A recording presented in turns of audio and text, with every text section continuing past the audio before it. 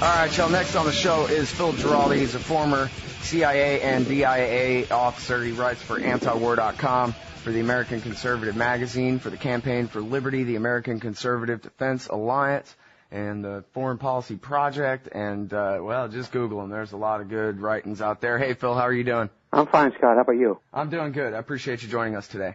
Sure. All right, now, I don't want to waste too much time with this. I think I have it queued up at just about the right spot here. I want to play a clip for you and for the audience here. This is from the Dylan Ratigan show yesterday on MSNBC.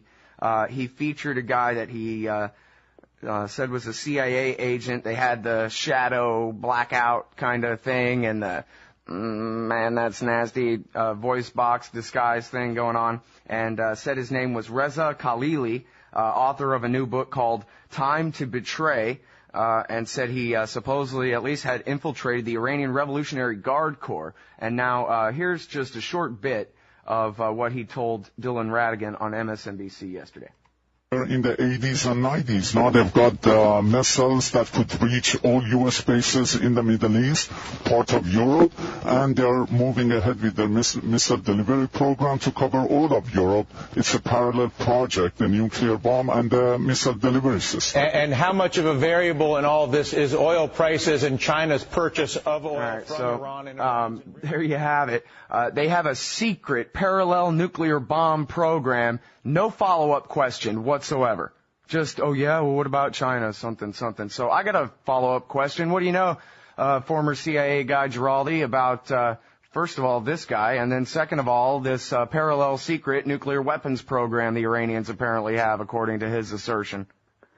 Well, I mean, it's a secret. That's why I don't know about it. Oh, I guess that's... So, and that's why I don't know about it either yet, huh? I don't think he knows about it either. But see, that's really the deal, right? Is that if somebody says former CIA guy, we all know that there's not really such a thing as a former CIA guy. Once you're a CIA guy, at the very least, you know CIA guys the rest of your life. You have access to information. You drink with guys who know things that none of the rest of us ever get to hear. So if I don't know about the secret nuclear weapons program, that's one thing. But if this guy does know about it, then you ought to know about it. Isn't that right, Phil? I guess that's true. I probably haven't been drinking enough with my former colleagues. This guy, let's put this guy in context, first of all. He's the real thing. He was an agent. Now, bear in mind, an agent is not a CIA officer. An agent is a source. You could have an agent who's a guy who stands on a street corner and watches the number of buses going by and is counting them for some reason. You can have another guy who's stealing secrets from the Kremlin. So the agents come in all sizes, shapes, and colors. This guy was actually wait, no, stop right there even before this guy, because I want to really parse this, because this comes up over and over again about who's, what degree, who's an asset and an agent. I can't remember. I interviewed you just a couple of interviews ago. I can't remember if it was on the Sibel Edmonds story or what we were talking about, where we got hung up on this again, about what exactly is an asset, an agent, an officer, and please draw these lines in thick black marker for us so we understand, Phil. Okay, it's pretty simple, actually. Someone who works for the CIA as a staff officer and is in the business of recruiting spies is either referred to as an officer or a case officer, okay? So that's the employee of the CIA, the American employee of the CIA. The American employee of the CIA then goes out and recruits sources. Now, the sources could be referred to as an asset, but most commonly they're referred to as an agent. This is an agent who is recruited and run by the CIA officer to provide information. Now, that's interesting to me because I think usually agent and officer are the terms that are conflated more, and the asset would be considered the guy who's not really part but has been recruited or whatever. Right. When agent is used in that context, it's of a CIA officer. That's a misuse of the word. CIA officers referred to running their agents or assets, but most often agents. So when this guy goes on TV and they go, he's a CIA agent, it sounds like he had your kind of old job where you were running a station. You were a station chief somewhere or something. This guy's a nobody. Right. This guy is a source of information. Now, it is my understanding that he was indeed in the Revolutionary Guards, but at a low level. and he was a source that the agency was using to obtain background information and atmospherics about what was going on. He would not have had access to any of the kind of information he's selling now. He's basically selling a product, and he's doing that with the aid and assistance of our usual neocon friends around Washington. His first interview, I believe, was in Pajamas Media, which is an Israeli neocon website that promotes this kind of information. So now he's going to be going to different places. I believe he's also been at the American Enterprise Institute. So this is a guy who's hawking his wares, and his wares are basically that Iran is a major threat against the United States and against the world. I mean, its missiles and bombs can cover all of Europe already, according to him. But the fact is the guy does not have access to this kind of information, never had access to this kind of information, and is basically selling a product. It really was amazing watching that thing yesterday. It was just like a time warp back to 2002. We're like, the liberal Democrat TV channel going, oh my God, look everybody, really frightening, scary stuff with no follow-up questions. And now on to the next topic. I mean, it really was, I was kind of surprised to hear, honestly. I mean, that guy Dylan Ratigan's a pretty bright guy. He seems like a more or less honest guy, you know. It didn't even occur to him to ask a follow-up question. Hey, man, you want to provide any evidence for your radical assertion there that there's a separate, secret nuclear weapons program inside Iran? But instead, it was like, we'll just have a parade of Iraqi National Congress guys come up here and tell us whatever they want, and we'll just all pretend like we know it's true. Well, the problem is that, to a certain extent, when somebody comes in and says they're a former CIA agent, that kind of is an intimidation factor, where the questions are it's not very clear what the line of questioning should be, and it's not very clear what you can ask. And I can see how they exploit that confusion, but in this case, it's very clear this guy would not have had access to the information he claims. I mean, he made other claims too, didn't he? Didn't he talk about Iran being involved with Lockerbie? I mean, the Libyans have confessed to that. Well, I'd like to know more about that one. I guess the last I heard was it was the Syrians that did it, but Gaddafi took the blame or something. But I don't know enough about that one. Yeah, I don't either. But that was one of the theories. But he blamed them for backing Al Qaeda too. Yeah, that's right, and he blamed them for providing weapons to Hezbollah. These are all things that all right, this guy might have been in a position to get a whiff of something, but he was not a policymaker. So for him to say this is what was being done and this was what was being carried out, it's just this guy, he's promoting himself, promoting his book. He's seeing the golden door at the end of the hallway, and he's figured out this is the way to go after it. Mm-hmm. Well, now I'm not one to be intimidated by federal agency names. So tell me this, Mr. supposedly former CIA agent, is this some kind of CIA plot, and you're on a covert mission to try to stop this war for some nefarious reason? Now, first of all, you called me a CIA agent after I explained to you that... Oh, I'm sorry. See, I've been brainwashed my whole life with these terms. I got it all wrong. Former CIA officer, actual officer. Are you part of a secret CIA plot to try to lie us out of war? Well, I tell you, if I am, they've forgotten to pay me for the last 10 years, so I'm going to have to check up on that one. Sure. I mean, there are plenty of CIA officers out there, former officers, who are willing to beat the drum for war. Dewey Claridge, who's been in the news lately, a guy I worked for when I was in Rome back many years ago. There are a lot of hardline CIA officers who are willing to spout the line and are complicit in kind of, working with people at the American Enterprise Institute and in some of the other places. But, go by what we say and go by what we do. There are people like Ray McGovern and myself who I think our track record is pretty clear. Yeah, and, everybody's got a Bing or a Google, or do they still have Northern Lights? I don't know. You can Google up Phil Giraldi and see whether you think he's part of a nefarious government plot or not after you. I'd suggest, read 10,000 words or so and then get back to me. For years now, I've been talking to you, Phil, and despite the fact that you're a former government employee and a CIA agent, officer at that, I can't see where you've ever steered me wrong. Always seemed like an honest source to me. So, I know that everybody's happy to have you at antiwar.com. And in fact, look at this last article, for example. you say in this article, you confirm the rumors going around Newsweek and other places that there is political pressure right now on the, the intelligence director of the CIA, who all, to rewrite the national intelligence estimate on Iran from 2007 and decide that actually, they must be making nuclear bombs somehow after all. Well, it's actually more subtle than that. I think that if this report ever sees the light of day, which it may not, the report is still going to say that Iran does not have a nuclear weapons program. But what it's going to do, it's going to emphasize the conjecture being that Iran could change this overnight, that the Iranian leadership is so autocratic and not subject to any controls over its behavior that it can immediately decide to switch over to a weapons program. So the objective in criticizing Iran will shift from whether it's actually producing a weapon to whether it intends or could intend to produce a weapon. So it's going to be kind of a shell game where you're presenting one thing and then suddenly it disappears and something else is there. And I think that's pretty much what the government wants to do on this. They want to leave all options open, and they want to be able to do that by having a report that has the kind of language that can be interpreted in a number of different ways.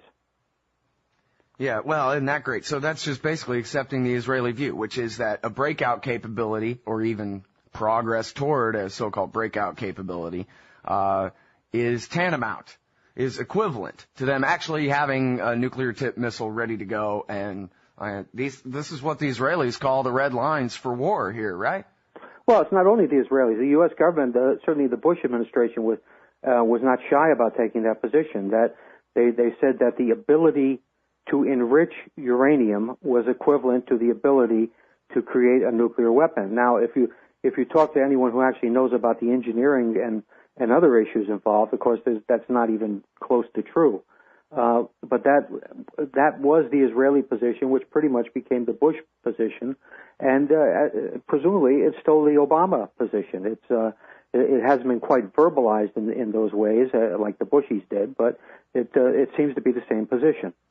Yeah, Obama doesn't beat his chest about it as much, but when he's pushed, he says, yes, all options remain on the table. In fact, there was that thing just 2 weeks ago, maybe last week, where Michelle Flournoy, who's the vice chair, the Deputy Secretary of Defense for Policy there at the Pentagon, was put in her place over this by saying, well, no, we're not going to bomb Iran anytime soon or whatever. We have this whole thing. And she didn't even say that. We're not going to bomb them. We're trying to work things out. And then she was like countermanded or whatever. They held a press conference immediately to say, oh, we are too still thinking about it.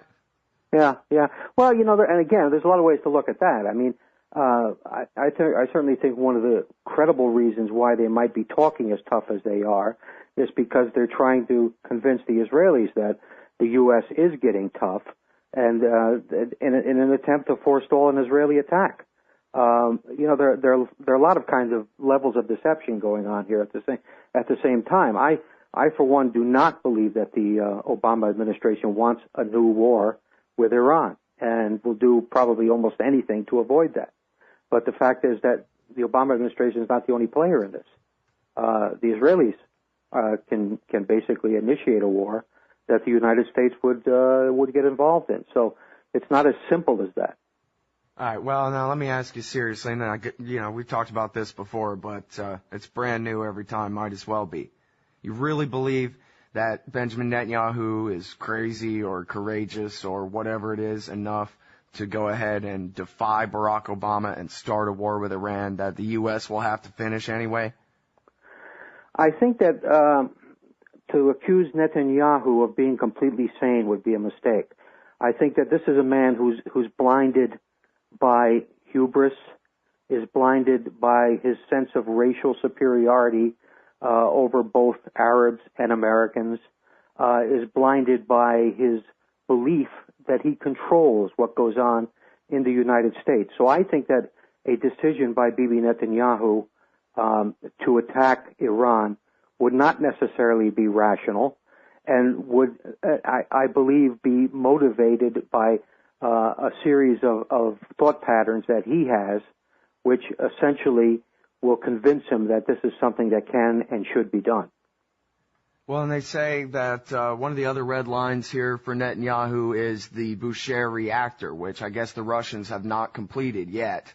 Under American pressure, they've kind of withheld getting that thing up and going, but it's supposed to be finished this year, although it was supposed to be finished last year and the year before that. But that was supposedly one of the things that they absolutely will not tolerate, is that that facility going into operation, because once it's in operation, bombing it becomes a much more politically difficult thing because of the pollution and so forth, the aftermath. Yeah, well, that's only one of the issues. There are a number of issues that you have to think about in terms of the possibility of an Israeli attack. And one of the things I would note to you is that this August, the United States transfers over to the Iraqi government control of Iraqi airspace.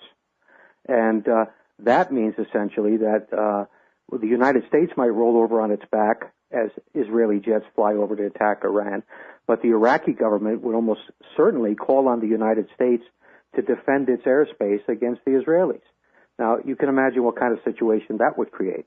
So I think especially with the headline today that Muqtada al-Sadr's nephew is looking like the compromise candidate over there. That's right, exactly. Oh, my goodness. Yeah, so, you can see the kind of situations that are developing, and you can see how the timeline kind of moves along. I suspect the timeline for all this is a lot sooner than we think, and that we're really talking about this summer. Oh, jeez. Well, so what about this asset, this nobody, on TV yesterday, and his push for the total blockade, that we have got to do these sanctions, got to get China on board for these sanctions, and we've got to force the Iranians to change their policy. Otherwise, and you know what, nuclear weapons aside, otherwise, the Ayatollahs basically, at least eventually here pretty soon, will control the superstate that is Iran plus southern Iraq, and they'll have control over so much of the resources, oil resources of the world and so forth, that the West just cannot let that much power reside in the hands of these lunatic mullahs. I mean, this is part of being a conservative and a former CIA officer, right, is you put American interests first above any of them. Does he have a point there, Phil? Well, I'm not sure what the point is. I mean, if Iran were to become some kind of, first of all, Iran and Persia before it has never been an expansionistic state, at least has not been so for over 300 years.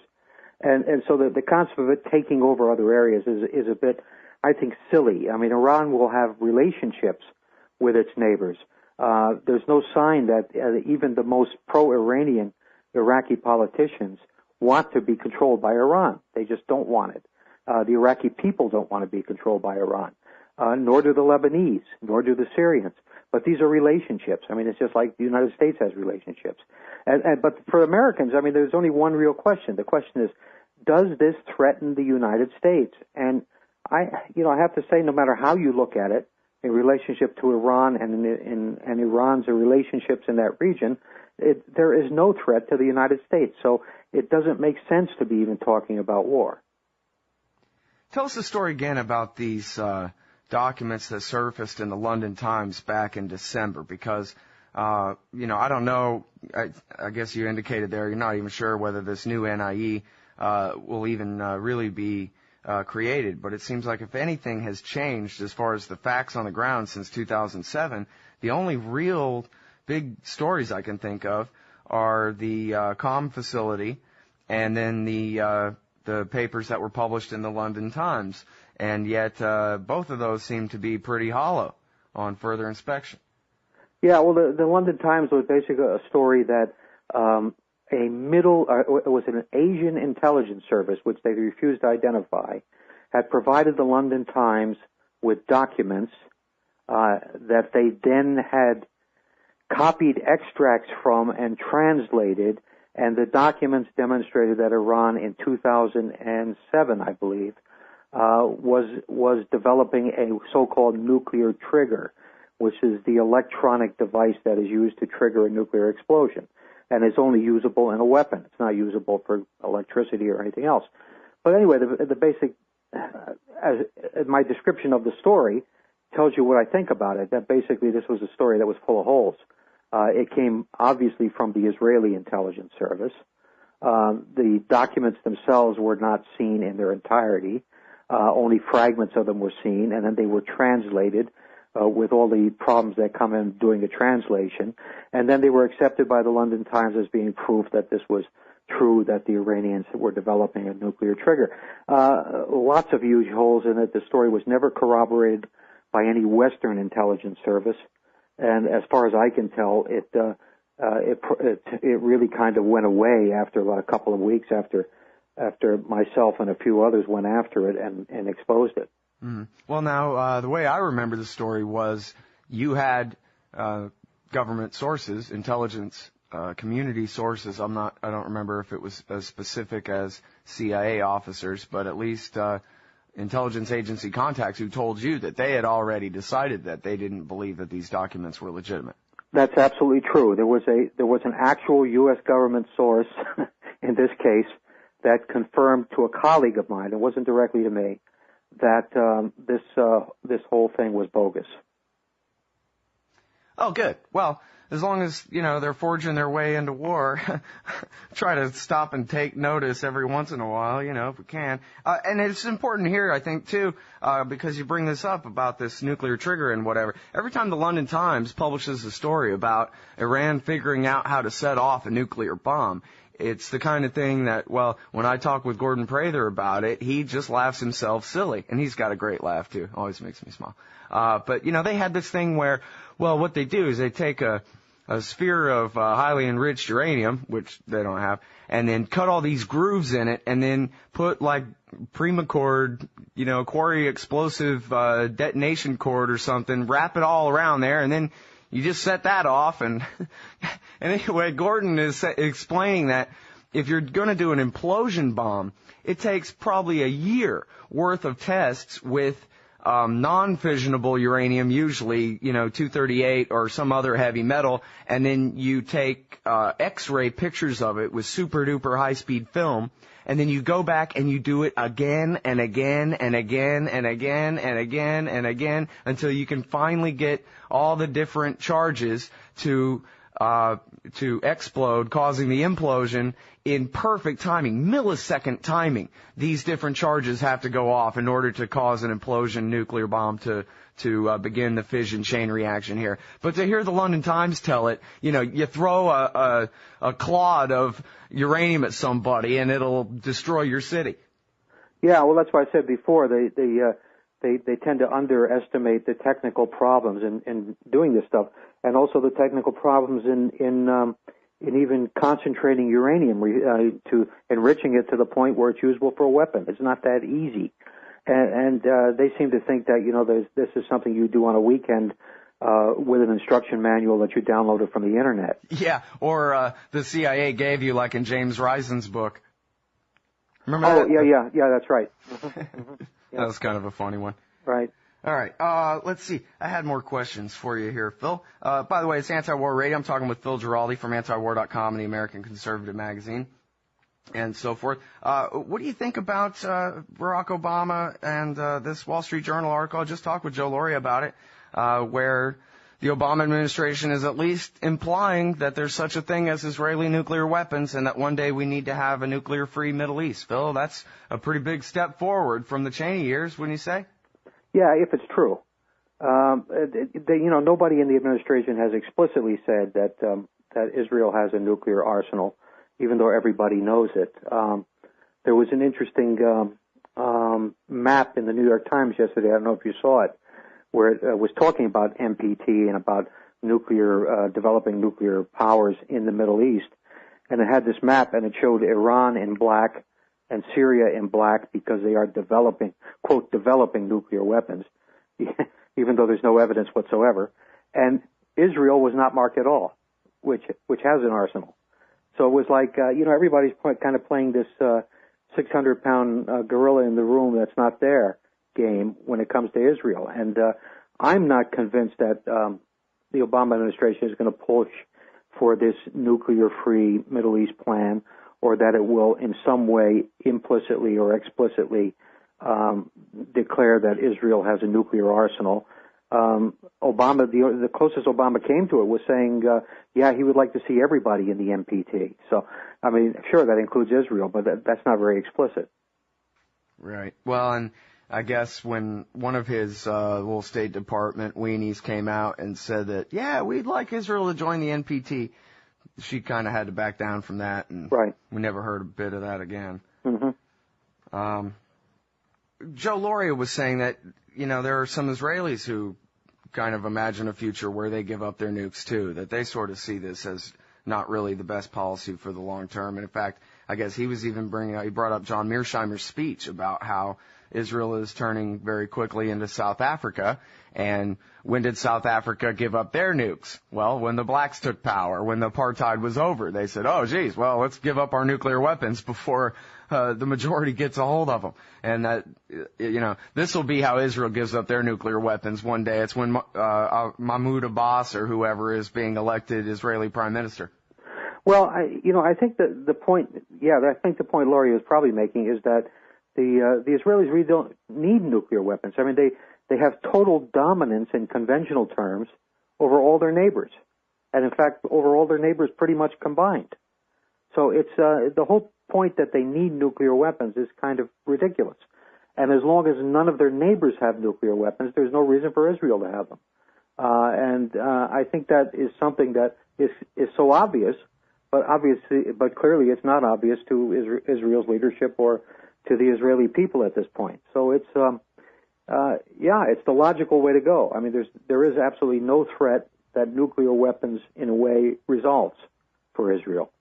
So they don't make any sense. Yeah, and you make a great point there about the conventional weapons too, where the Israelis have all the best Lockheed products that American money can buy over there. It's not like the Syrians can just drive a bunch of tank divisions down into Tel Aviv or something. They'll bomb the hell out of them with JDAMs from the air before they get anywhere near the border. That's right. Israel's superiority is enormous compared to its neighbors. And it's just that's some kind of myth that's being propagated that they need the nuclear weapons for defense, but nuclear weapons actually don't provide you defense. They provide you with Armageddon. And one of the things that scares me a lot about Netanyahu and all these creeps that are hanging around him is that these people might have a Masada complex, which is that, hey, they have some vision of Israel going down before the Muslim hordes, and they're going to take down the rest of the world with them. That's kind of a scary thing, and there have been some commentators, including the historian Van Creveld in Israel, who've said, this is kind of in the Israeli psyche. That's a pretty scary thought. Yeah, well, and especially when, we're talking basically about a bunch of politicians believing their own BS. As though 67 borders means all the Jews pushed into the Mediterranean Sea and killed forever or something. As though any day now, Syria, Jordan, Egypt, Iraq, Saudi Arabia, and everybody else is all going to join up into one big nationalist army and invade and destroy Israel. There is no threat of that, except in the craziest people's imagination. All anybody wants them to do is give up the freaking West Bank, that's all. Yeah, well, that's not about to happen, I'm afraid. They definitely have this kind of, siege mentality, and some of it is justified based on history, but the history was a long time ago.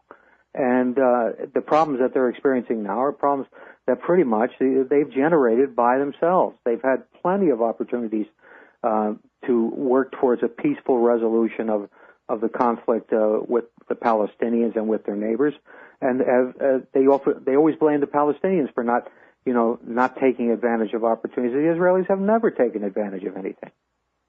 Well, now here's my problem is, I agree with you about you don't think Obama wants to have a war with Iran. He's, you can say a lot of things about him, but he's not as dumb as George Bush, and even George Bush knew better than that.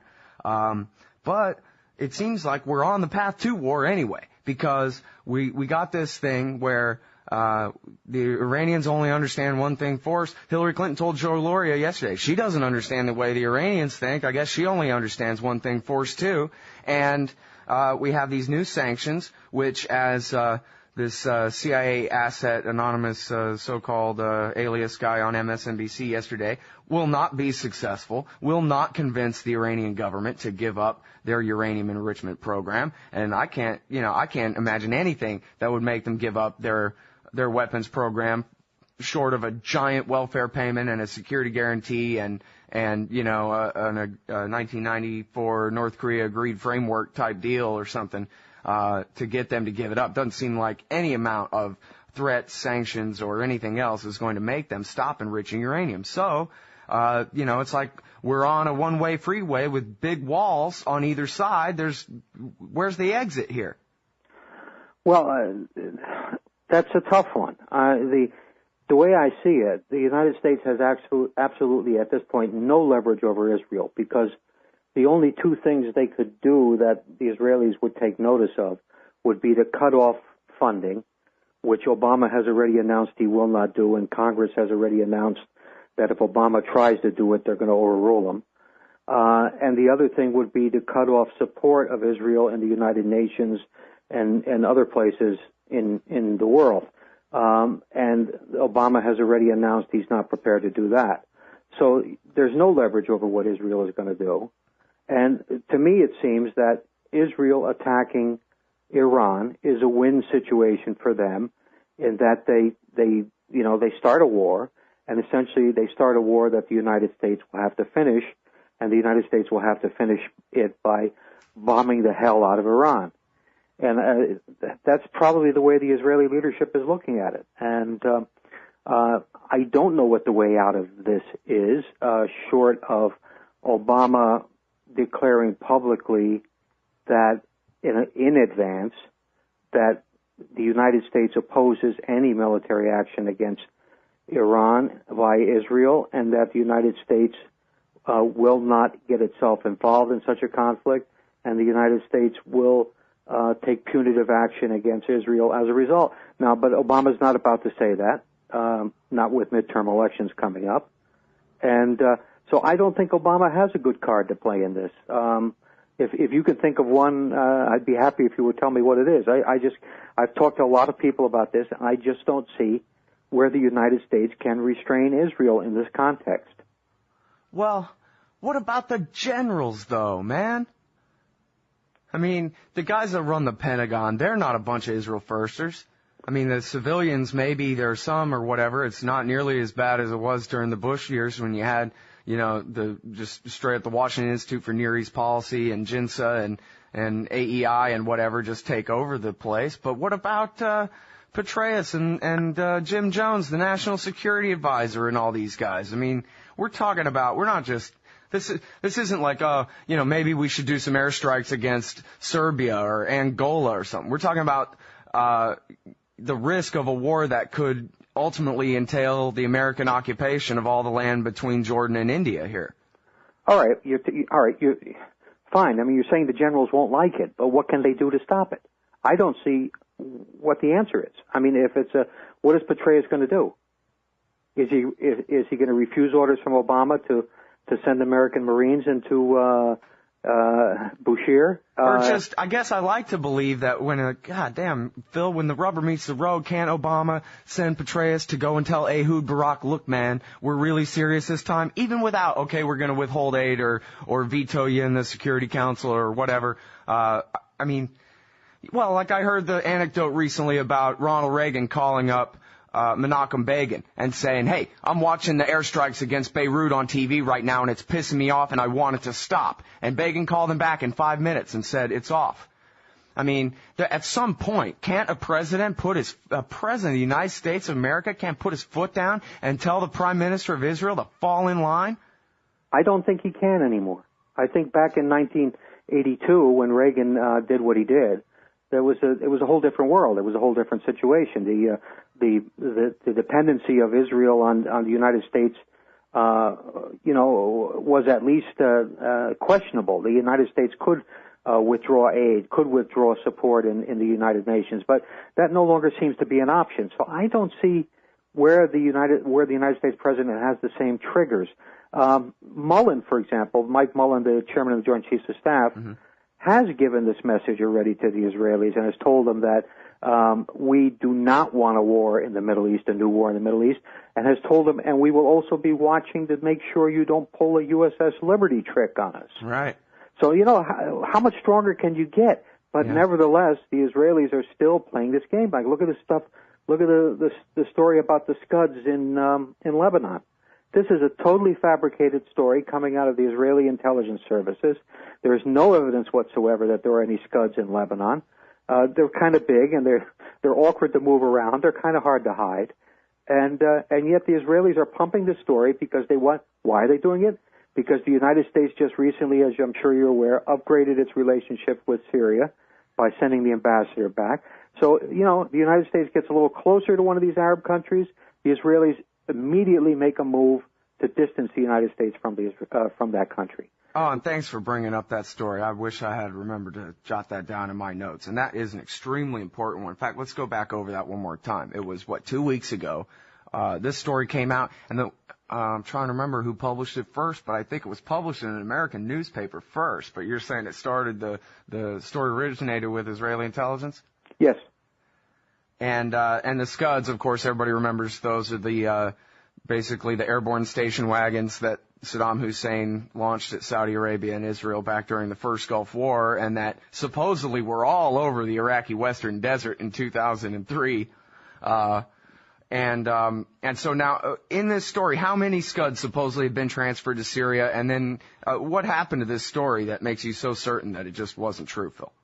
Well, basically the story was that there had been a few Scuds that had been transferred from Syria to Lebanon and then given to Hezbollah. And the implication was that Hezbollah would use these missiles, which are, guided missiles. They're very old technology, but they're nevertheless guided missiles that are more accurate than anything else that Hezbollah has and have a bigger payload, although the payload is not that big. And longer range, too. They could hit Tel Aviv from Lebanon. Yeah, they could hit any target in Israel from southern Lebanon. And anyway, the point was this story suddenly appeared. And there was immediately my contacts in the intelligence community were saying this doesn't pass the smell test because developments in southern Lebanon are watched continuously by, among others, United Nations troops that are stationed there, and all kinds of inspectors and Lebanese government sources and things like that. And nobody else has picked up on these Scuds. And they're kind of big, they're heavy to move, they're kind of awkward. They're hard to fuel, I gather. They have solid fuel, but some of them have liquid fuel also, which is very complicated to play around with. And anyway, so the whole story kind of smelled. And but sure enough, the story was picked up in the United States and appeared in most of the standard media in the U.S. And the implication was, here are these Syrians arming Hezbollah, and Hezbollah is preparing to attack Israel. And then, of course, the kicker on the story was that why would Hezbollah attack Israel? Well, Israel might attack Iran, and since Iran is closely tied to Hezbollah would be using these missiles against Israel. Well, I would say, that's tit for tat, isn't it? Right. if it were true. But if it appears that the whole story is itself a fabrication to blacken the Syrians and also to blacken the Iranians and to blacken Hezbollah. Mm-hmm. Well, and, I know people just absolutely hate history, but it was, 5 years ago that George Bush insisted that the Syrian army leave southern Lebanon because, Phil, quote, you can't have a free and fair election under a foreign occupation.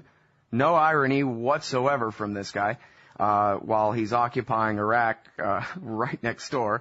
But then he says, so Syrian army out of southern Lebanon, which it was Kissinger, I think, invited them there in the first place in 91 in order to get their support during the first Gulf War.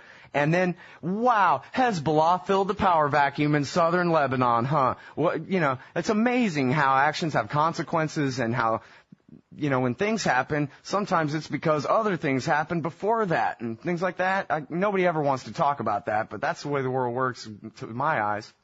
Cause and effect and stuff?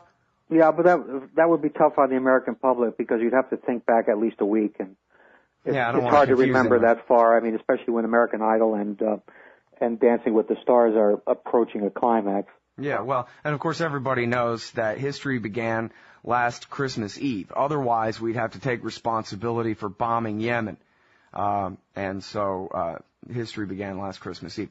And speaking of, terrorist blowback, I don't know what else to call it. You can call it whatever you want. This just in, 8 arrested in New York bomb plot. Tell me everything that you think about what happened in Times Square. Well, I have no special inside knowledge. I would think that it is just what it seems to be, that a disgruntled Pakistani American rented a car, filled it with fertilizer and gas, and parked it in Times Square and hoped it would blow up. I don't see anything more complicated than that. This guy apparently has been in Pakistan recently, so it's possible that somebody kind of wired him up and told him how to do it. Quite possible. You might recall that the Pakistani Taliban claimed credit for this right immediately after it happened. So right.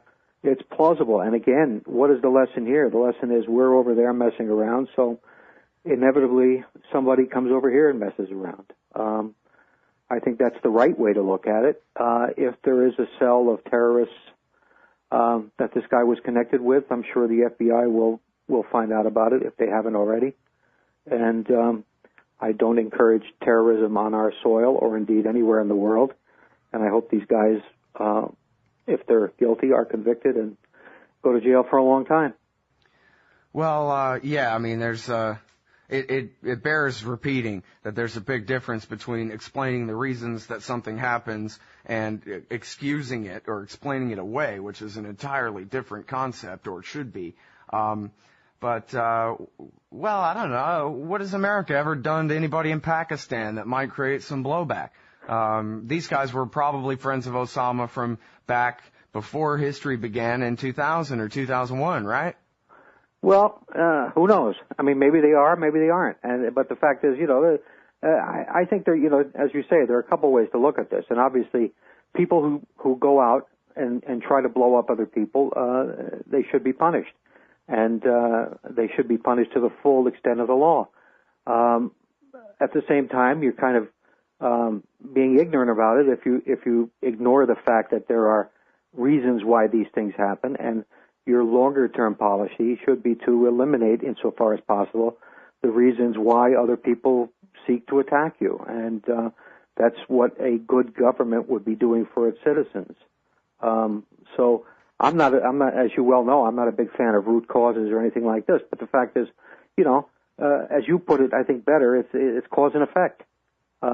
You do something, and there's something that happens somewhere else. And if you ignore that, then you're ignoring the reality of much of what goes on in the world. Yeah, well, and it's really too bad, too, that even as recently as this attempted attack in Times Square, the myth that they hate us only for how good we are, Phil, continues on. That's what Michael Bloomberg announced, to the world, and of course it's repeated, and it's been repeated this whole time since the beginning of this century, really, that the better we are, the more these evil people hate us. Yeah, that's and, right. There's a piece today featured on antiwar.com by Matthew Harwood in The Guardian, where he goes through and just recounts the last few of these. This guy, Najibullah Zazi, who apparently was, the one terrorist arrested by the FBI in the last decade who wasn't set up by an informant, I guess. Mm-hmm. And then you have Hassan, and then you have Abdul Muttalib, which that's a more complicated story, but at least on the surface, here we're bombing Yemen for about a month straight, and then they put a guy on a plane to bomb us back. That's at least the simplest version of that. And he leaves out here the guy that bombed the CIA officers in Afghanistan. Mm-hmm. And all of these guys were radicalized by American foreign policy since September 11. They all said so. The guy that killed the CIA agents, officers in Afghanistan, his family says it was all about what Israel did in Gaza a year and a few months ago.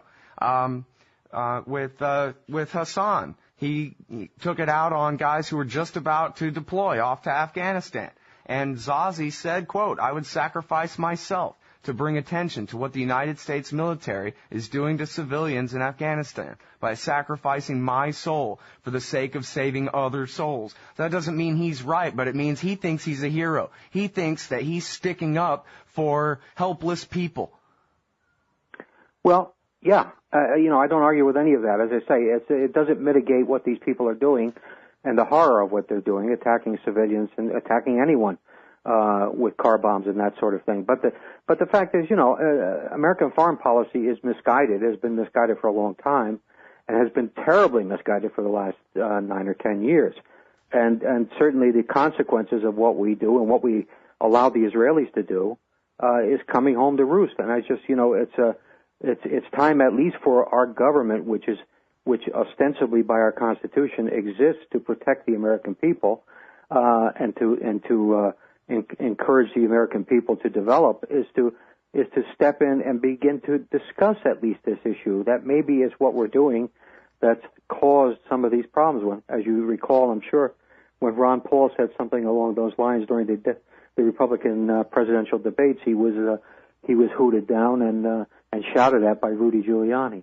Yep, that's true. But then, there was blowback from that, which was the truth of the matter got through to the American people more than ever before. All Giuliani did was say, hey, everybody, listen to this old man. He knows what the hell he's talking about.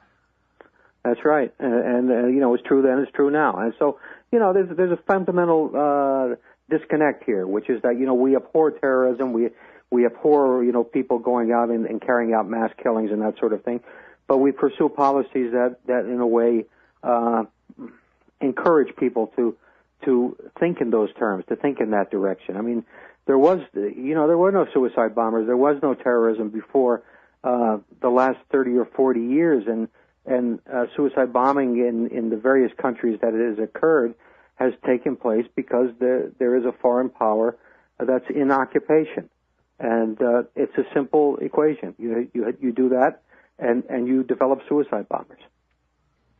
So, I don't know if you've been watching or reading the news, but they busted the terrorism guy, and giant Pakistani Al-Qaeda plots kill us all, or what's the deal? What do you say? Well, I don't know. It looks to me, obviously this guy is talking, so I almost hate to guess what he's going to say. He seems to be pretty much a loner. Obviously his training in terms of how to make a bomb was somewhat inadequate. Yeah.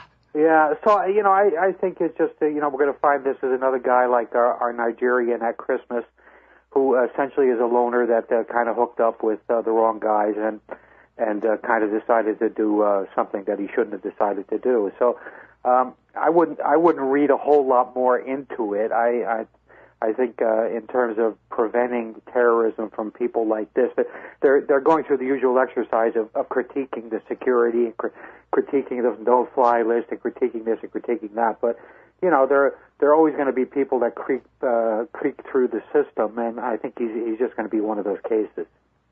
Yeah. Well, it's interesting to me that the narrative is.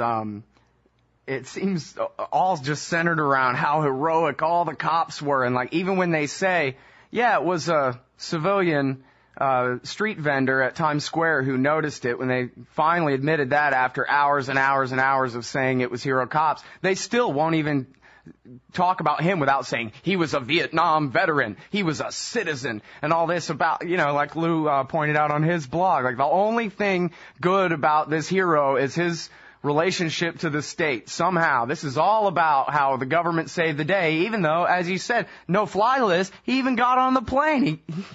They failed in many ways. They certainly didn't stop his attempted attack, and they almost let him get away. Well, that's true, and I think you're quite right. I mean, every time there is one of these episodes, the media looks for a hero and likes to play a hero up in terms of our accepted narrative about all these things, and yeah, sure. I think was the vendor a hero because he was standing there and he saw smoke coming out of the back of a SUV?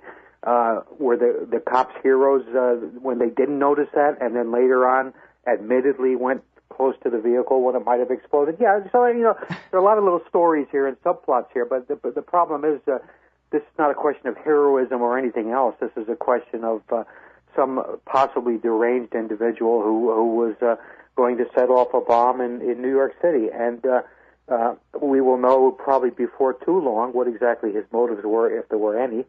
And Justin had a piece today in which he was saying, however you parse it, if we weren't over there, he probably wouldn't have done this. Well, we don't know that, but that's a reasonable kind of surmise, I think. Yeah, well, they say he is originally from Pakistan, and he'd been there lately. Supposedly he's admitting to having trained with them and all that. But yeah, Justin points out there in his first paragraph in his article on antiwar.com today that it was just hours after Barack Obama made his joke about using Predator drones to kill miners that a Pakistani guy tried to set off a bomb in Times Square. How do you like that? Yeah, well, maybe it's too much of a stretch to say cause and effect here, but certainly there's a kind of a generic cause in terms of if the United States were not engaged in this pointless global war on terror, then we wouldn't probably be having any of these. Certainly, we would not have had the Nairobi bomber, the guy from Nairobi at Christmas, and we probably would not have had this. Yeah. Well, I think it was probably the first time I ever interviewed you back in 2005. I said, well, what do you do about the terror war then? And you said then, ramp this whole thing down. Is that really the solution? Yeah, I think the thing is the fact that we've turned it into this global war when it's really nothing more than criminal actions by a very small group of people has basically legitimized these people and has served as a recruiting tool. I think the whole terrorism issue would have probably pretty much gone away by now if we hadn't made it a sort of a poster boy for opposition to U.S. policies, and we did it. The price we pay for empire. Simple as that, huh? Pretty much. All right, everybody, you heard it.